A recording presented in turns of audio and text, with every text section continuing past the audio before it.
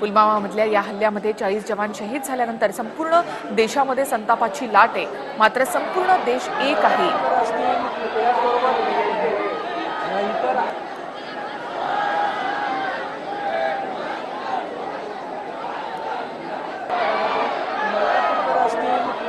मलकापूर आणि कोलकाता दोन्ही ठिकाणची दृश्य आपण पाहतोय। थेट याविषयी जाणून घेऊयात आमचे सहकारी ऋषी देसाई यांच्याकडून। ऋषी, लाखोंचा जनसमुदाय आपल्या लाडक्या जवानांना इथे अखेरचा निरोप देण्यासाठी जमलेला आहे। एका ठिकाणी संताप आहे तर दुसऱ्या ठिकाणी अश्रू आहेत प्रत्येकाच्या डोळ्यामध्ये, कारण त्यांच्या कुटुंबियांनीच फक्त आपले जवान हे गमावलेले नाहीयेत, तर आज प्रत्येकाच्या घरामध्ये ही एक पोकळी निर्माण झाली आहे की जणू काही आपल्याच घरामधला कोणीतरी एक माणूस गेलाय।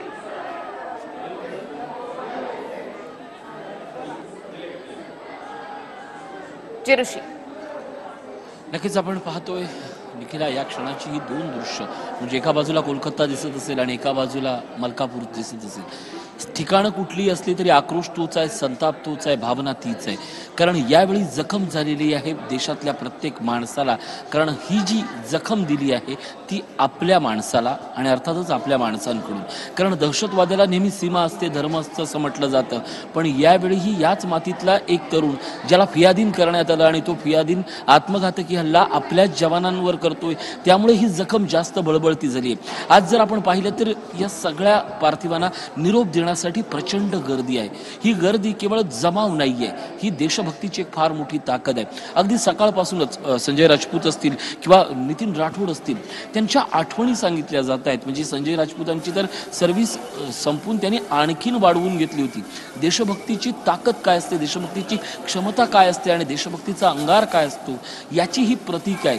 आपण आपल्या सेवेप्रती किती निष्ठावान असावं अशी ही माणसं आहेत आणि याच सुपुत्रांना खऱ्या अर्थानं आज निरोप दिला जातोय। आपण बघतो या दोन्ही दृश्यांमध्ये आज अगदी त्याच्या छोट्याशा मुलांकडनं, शहीद जवानांच्या मुलांकडनं केलं जाणारं जे शेवटचं कार्य आहे, प्रत्येकाच्या अंगावर काटा येईल, काळजात कालवा काल होईल आणि डोळ्यात पाणी येईल असं हे सगळं हृदयद्रावक दृश्य आहे। तर दुसरीकडे आपण पाहतोय की आता अत्यंत काही वेळात पार्थिवाचा रथ हा पुढे सरकेल आणि आपल्या जागी जाईल जिथं त्यांना शेवटचा निरोप दिला जाणार आहे। पण या सगळ्या दृश्यातनं आज नेमकं आपण काय शिकलोय आणि काय स्वीकारलंय हा मात्र प्रश्न या क्षणाला तरी अनुत्तरित आहे। एकीकडे देश संवेदनशील असताना मुंबईसारख्या शिकल्या सवरल्या माणसांच्या शहरामध्ये जर लोक सार्वजनिक वाहतूक व्यवस्थेला जर अफेक्ट करत असतील आणि देशप्रेमाचे वॉलपेपर टाकून स्वतःच्या देशप्रेमाबद्दल धन्यता मानत असतील, तर नेमकं आपण काय केलं पाहिजे आणि काय शिकलं पाहिजे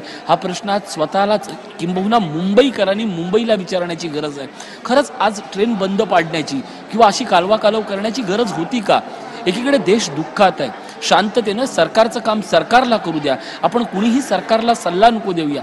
भावना प्रत्येकाच्या संतापजनक असतील, स्वाभाविक आहे, साहजिक आहे, पण हे कशासाठी आणि कुणाला दाखवण्यासाठी की केवळ स्वतःची सुट्टी सार्थकी लावण्यासाठी का, हे प्रश्न मात्र निरुत्तरितच आहे। एकीकडे हे दृश्य पाहून शहरं अशा प्रकारची भावना बोथट झालेली असताना या देशाची गावखेडी मात्र संवेदनशील होत आहेत।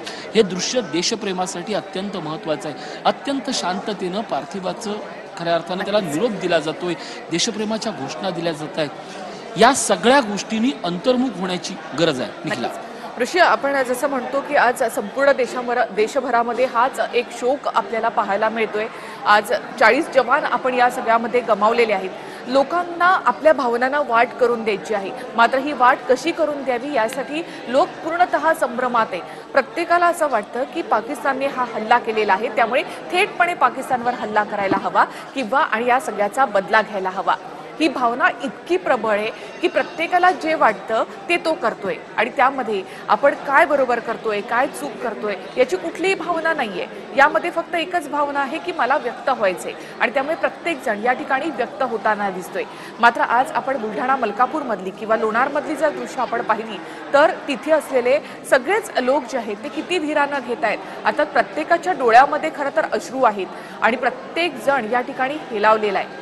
ऋषी आपल्या सोबत आहे, त्यानंतर सागर आव्हाड मलकापूरला आपल्या सोबत असणार आहेत। ऋषी, ही दृश्य आपण खरं तर पाहतोय, अंगावर काटा येतात ही सगळी दृश्य पाहिल्यानंतर। एका 12 वर्षाच्या मुलाला ज्यावेळेला त्याला आपल्या वडिलांची खूप गरज असते त्यावेळेला त्याला आपल्या वडिलांचे अशा प्रकारे अंत्यसंस्कार करावे लागत आहेत. तो मुलगा आपण या ठिकाणी पाहतोय. खरं तर शहीदांचे किंवा मग जवानांचे कुटुंबीयच आपण जर म्हणू तर ते त्यांना खूप प्राऊड फील होत असतं. आपले वडील, आपला भाऊ, आपला मुलगा अशा प्रकारे लष्करामध्ये आहे. मात्र ज्या वेळेला तिरंग्यामध्ये लपेटून ज्या वेळेला त्यांचा मृतदेह, त्यांचं पार्थिव ज्या वेळेला अशा प्रकारे घरी येतं त्यावेळेला सगळेच अगदी सर्वसामान्य होऊन जात आहेत. कारण प्रत्येकाच्या डोळ्यामध्ये आपण काहीतरी गमावलेलं आहे हे दुःख इतकं दाटून आलेलं असतं की त्या दुःखानं संपूर्ण महाराष्ट्र, संपूर्ण देश सुद्धा ओलावून जातो. नक्कीच निखिला, या सगळ्यात जर आणखीन एक गोष्ट जय राजपूत, जय संजय राजपूत यांच्याबद्दल जर सांगायची झाली, या छोट्या मुलाबद्दल जर सांगायची झाली तर त्याच्या एवढं धैर्य या क्षणाला कुणाकडे असेल. कारण 10 फेब्रुवारीला संजय राजपूत आपल्या वडिलांना त्यानं शेवटचं पाहिलं होतं आणि आज 17 तारीख, 16 तारीख, काय 6 दिवसात मधलं अख्खं आयुष्य बदलून गेलं.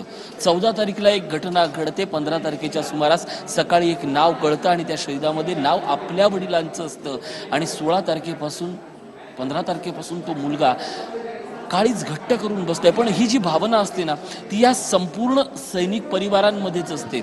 अगदी काल परवा आपण एक बाईट पाहिला होता एका जवानाच्या वडिलांचा होता की मी माझा एक मुलगा गमावलाय पण माझ्या नातवाला पण सैन्यातच पाठवीन. जिथं आपल्याला दुःख होतं हे दुःख नसतं, हा अभिमान असतो. देशसेवा काय असते या कुटुंबांकडनं, या शहीद झालेल्या परिवारांकडनं आपण समजून घेण्याची आज खरंच गरज आहे. आज खूप छान सांगितलं ऋषी. खरं तर या शहीदांच्या कुटुंबियांकडूनच आपण हा सगळा संयम आपण खरं तर घ्यायला हवा. ही दृश्य